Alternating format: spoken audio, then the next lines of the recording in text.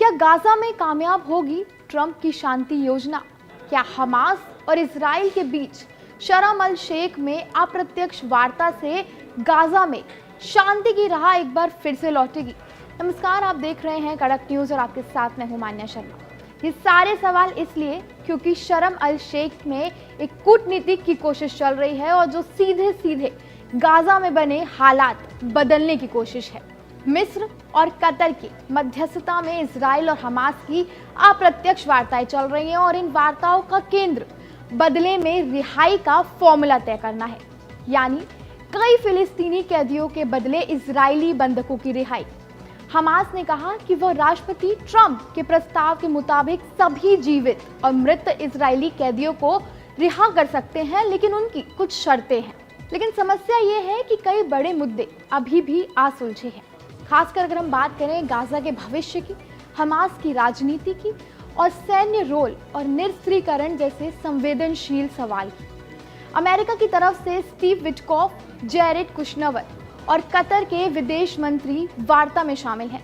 Trump ने भी सार्वजनिक रूप से कहा कि योजना को जल्दी से आगे बढ़ाना चाहिए और अगर हमास और गाजा अपनी सत्ता छोड़ने को तैयार नहीं हुआ तो उसे खत्म करने की भी चेतावनी डोनाल्ड ट्रंप ने दे दी है। दूसरी तरफ इजरायली प्रधानमंत्री बेंजामिन नेतन्याहू ने कहा कि वो आने वाले दिनों में बंधकों की रिहाई की घोषणा की उम्मीद करते हैं, पर नेतन्याहू ने फिलिस्तीनी राज्य के किसी भी कदम का साफ विरोध जताया है। तो एक तरफ जहां मेलजोल की कोशिशें चल रही हैं, वहीं दूसरी तरफ राजनीतिक रुकावटें भी साफ दिखाई दे रही हैं। तो इसमें सबसे बड़ा सवाल ये उठता है भरोसे और गारंटी का, कि कैसे तय होगा कि रिहाई के बाद फिर से ऐसी हिंसा ना हो।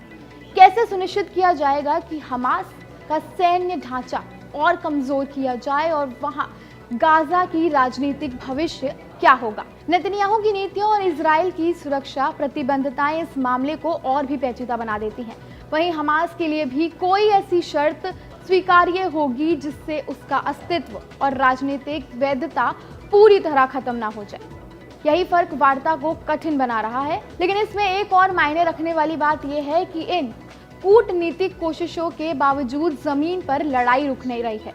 रिपोर्ट्स की माने तो गाजा के कई हिस्सों में इजरायली सैन्य कार्रवाइयां जारी हैं और इसी तरह की कार्रवाइयां वार्ता को और कमजोर बना सकती हैं।